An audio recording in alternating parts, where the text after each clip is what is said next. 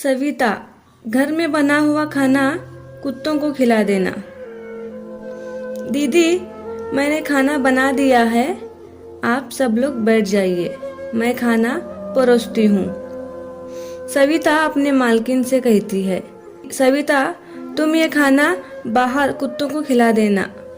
तुम्हारे भैया ने मुझे अभी बताया कि उनके दोस्त के यहाँ पार्टी है और उन्होंने हमें बुलाया है। हम लोग अभी वहीं जा रहे हैं, खाना भी वहीं खाएंगे। तुम अपना काम करके घर चली जाना। इतना कह के रूपल अपने पति राजीव के साथ पार्टी के लिए चली जाती है। फिर सविता अपना पूरा काम खत्म करके खाना बांध कर घर चली आती है। सविता खाना घर ले आती है, कुत्ते को नहीं खिलाती, क्योंकि घर में उसके भूखे बच्चे उसकी राह देख रहे थे। सविता एक गरीब घर की औरत थी। वो दूसरों के घरों में काम करके अपना गुजारा करती थी। सविता को 2 बेटियां थी और उसके पति ने एक एक्सीडेंट में अपने दोनों हाथ गंवाए थे, इसलिए पूरे घर की जिम्मेदारी सविता पर ही थी। सविता ने पहले कभी काम पर नहीं आती थी। पति के एक्सीडेंट होने की वजह से उसे काम पर जाना पड़ा।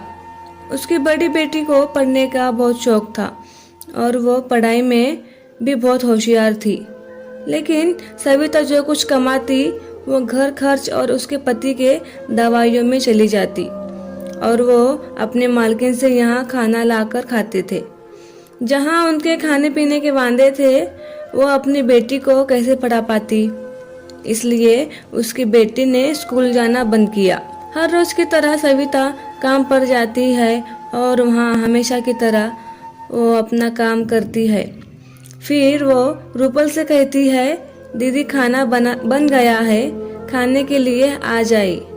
रूपल और राजीव खाना खाते हैं। रूपल कहती है कि सविता, बचा हुआ खाना बाहर कुत्ते को खिलाना। सविता कहती है, ठीक है।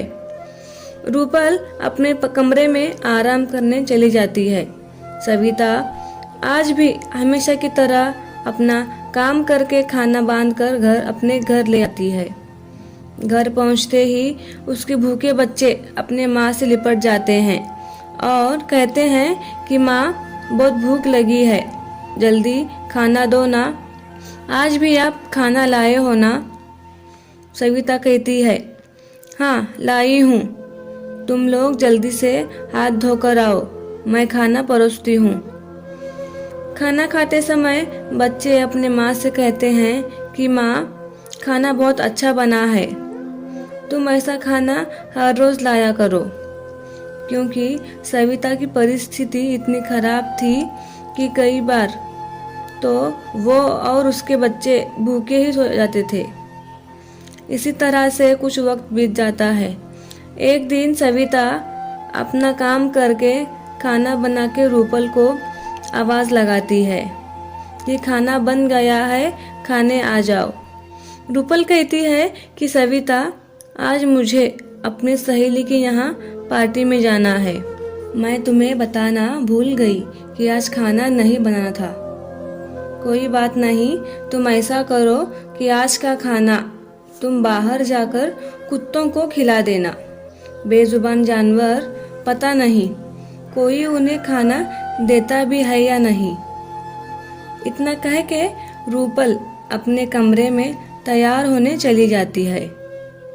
फिर सविता किचन समेटकर खाना ले जा रही थी। रूपल अपने कमरे के खिड़की से देखती है कि सविता एक झोला बांधकर कुछ ले जा रही है।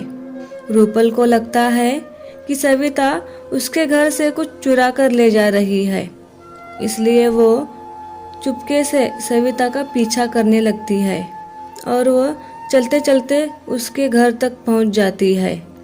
सविता घर में जाकर अपने झोले से खाना निकालकर बच्चों को खाना देकर अपने अपाहिज पति को अपने हाथ से खाना खिला रही थी और ये सब बाहर दरवाजे पर खड़ी रूपल देख रही थी और वो बड़ी हैरान हो जाती है।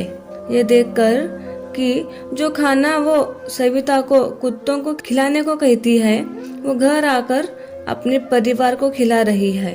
वो सोचती है कि सविता इतनी परेशानी में है पर उसने कभी बताया क्यों नहीं। रूपल अपने घर चली आती है। सविता के घर का हाल देखकर रूपल की नींद उड़ गई थी और वो रात भर सोई नहीं। सारी रात सविता के बारे में सोचती रही। अगले दिन सुबह जब सविता काम करने के लिए घर आई तो रूपल ने कहा, रुक जाओ सविता, आज से तुम यहाँ काम नहीं करोगी। रूपल की ये बात सुन सविता कहने लगी कि दीदी ऐसा मत कहिए, मेरे घर की पूरी जिम्मेदारी मुझ पर है।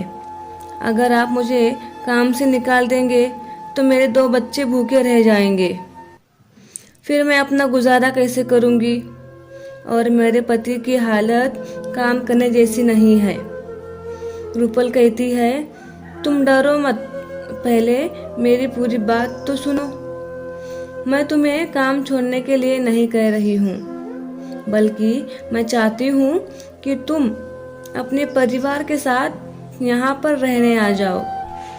मैं चाहती हूँ कि तुम्हारी बेटियाँ अच्छे स्कूल में पढ़े, अच्छे से रहे और तुम यहाँ पर नौकरानी नहीं बल्कि मेरी छोटी बहन बन के रहना। सविता कहती है, ये आप क्या कह रहे हो दीदी, मैं और आपके साथ यहाँ नहीं। सविता कहती है, ये आप क्या कह रहे हो दीदी, मैं और आपके साथ यहाँ नहीं रह सकती। फिर रूपल के बहुत समझाने के बाद फिर सविता भी मान जाती है और रोते हुए कहती है, दीदी आप तो सच में फरिश्ता हो, भगवान ने आपको हमारे लिए भेजा है, वरना आज के ज़माने में आप जैसे लोग बहुत कम देखने को मिलते हैं, जो हम लोग जैसे गरीब लोगों के बारे में इतना सोचते हैं। उस दिन से रूपल और सविता एक साथ में रहते हैं और दोनों घर का काम और खाना साथ में मिलकर बनाने लगते हैं। दोस्तों, मेरी कहानी अगर पसंद आए तो लाइक करें, मुझे सपोर्ट करने के लिए मेरे चैनल को सब्सक्राइब करें।